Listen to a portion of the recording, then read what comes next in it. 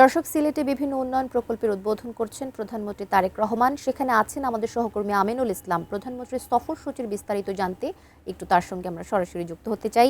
আমিনুল ইসলাম, পরবর্তী সফরসূচি সম্পর্কে একটু জানাবেন এবং এখনকার কি অবস্থা জানতে চাই আপনার কাছে।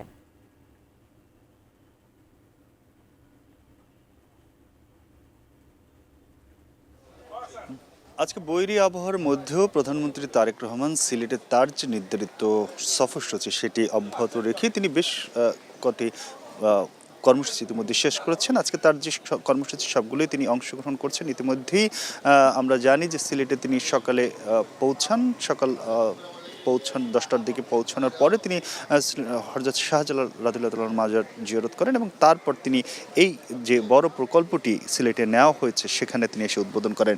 সিলেট সিটি কর্পোরেশন এলাকায় সুরমা নদীর উভয় তীরে সৌন্দর্যবর্ধন সহ বন্যা প্রতিরোধী অবকাঠামো নির্মাণ প্রকল্প এটি।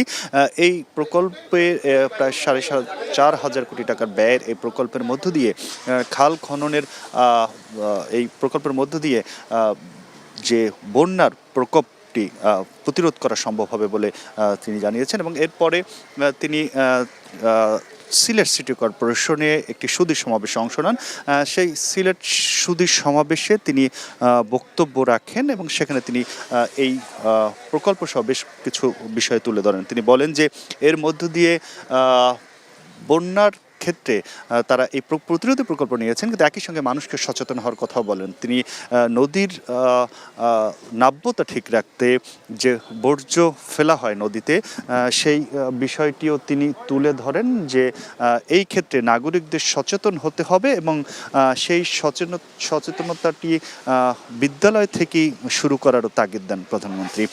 এবং তিনি বলেন যে এর মধ্য দিয়ে তারা এই বন্যার প্রতিরোধ এবং একই সঙ্গে কৃষকের ফসলের যেন সুবিধা পায় সে কারণেই তারা খাল খনন কর্মসূচি আবারও চালু করেছেন এবং আমরা জানি যে সেই কর্মসূচির একটি অংশ এই সিলেটেও রয়েছে। এখন সেদিকেই গিয়েছেন প্রধানমন্ত্রী। তিনি সিলেট সদর উপজেলার সেখানে খাল খনন যে আজকে কর্মসূচিটি নির্ধারিত রয়েছে সেই জায়গাতে তিনি এখন গিয়েছেন।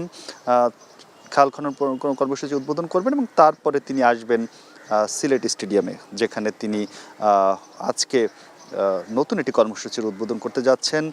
নতুন কুড়ির আদলে নতুন স্পোর্টস, যেটি নতুন ক্রীড়া স্পোর্টস এই নামে ক্রীড়া প্রতিভা অন্বেষণের জন্য এই কর্মসূচিটি কিছুক্ষণ পরে সিলেট স্টেডিয়ামে অনুষ্ঠিত হবে। সেখানে প্রধানমন্ত্রী প্রধান অতিথি হিসেবে উপস্থিত থাকবেন এবং এটির সাথে বেশ কয়েকটি অন্যান্য জায়গা থেকে যারা এই ক্রীড়া অন্বেষণের জন্য নতুন করে ক্রীড়া সাথে যুক্ত হবেন, তারাও এই প্রোগ্রামের সঙ্গে যুক্ত হবেন। তবে এই ক্ষেত্রে প্রায় 1 লাখের অধিক শিক্ষার্থীকে যুক্ত করা হয়েছে বলে জানিয়েছেন প্রধানমন্ত্রী।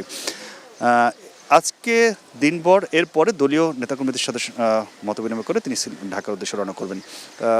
এই ছিল প্রধানমন্ত্রী তারেক রহমানের যে আজকে কর্মসূচি চলছে সিলেটে তার খবর। এখন তিনি খাল পুনঃখনন কর্মসূচির যেটি সিলেট সদরের অনুষ্ঠিত হবে বাইশা নদীতে, সেই বাইশা নদীর পুনঃখননের কাজ তিনি করবেন এবং তারপরেই তিনি সিলেট স্টেডিয়ামে এই পরবর্তী কর্মসূচি যেটি নতুন ক্রীড়া স্পোর্টস সেটিতে অংশ নেবেন। এই ছিল, এর আগে তিনি সুধী সমাবেশে বক্তব্য রেখেছেন এবং তার আগে এই বন্যা প্রতিরোধী প্রকল্পটি উদ্বোধন করেছেন।